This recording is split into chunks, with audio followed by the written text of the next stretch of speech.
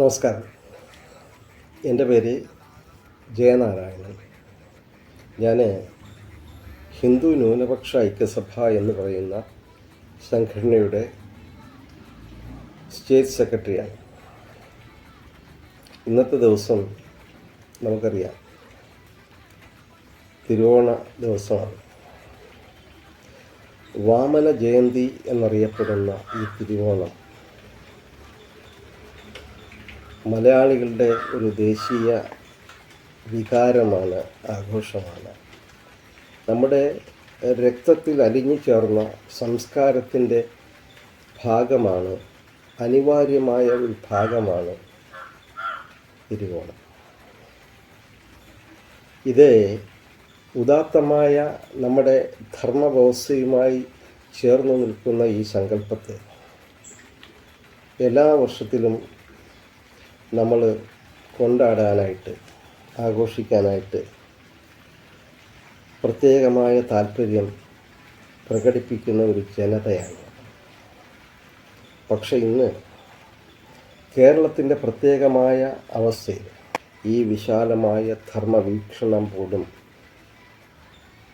ചോദ്യം ചെയ്യപ്പെടുന്ന നിലയിലേക്ക് മാറിയിരിക്കുന്നു എന്നുള്ളത് നമ്മൾ പരിഗണിക്കേണ്ടതായിട്ടുള്ള വിഷയമാണ്. നമ്മുടെ ധർമ്മവ്യവസ്ഥയുടെ പ്രത്യേകതകൾ എന്താണ്? അത് ത്യാഗത്തിൽ അധിഷ്ഠിതമായിട്ടുള്ള മൂല്യസങ്കല്പത്തിൻ്റെ ഒരു ഉദാത്തമായ ഭാവമാണ് കാഴ്ചവെക്കുന്നത്. അതാണ് മഹാബലി എന്നുള്ള സങ്കല്പവും വാമന അവതാരവും. അത് ഈശ്വരീയതയിലേക്ക് ഒരു ആസുരിക ഗുണങ്ങളെ ദൈവിക ഗുണങ്ങളായി പരിവർത്തനം ചെയ്ത് ഒരു മനുഷ്യജന്മത്തെ, അല്ലെങ്കിൽ ഒരു ചക്രവർത്തിയായിട്ട് വാണ ആ മഹാരാജാവ് മുക്തി പദം പ്രാപിക്കുന്ന ഒരു ഉദാത്തമായ സങ്കല്പം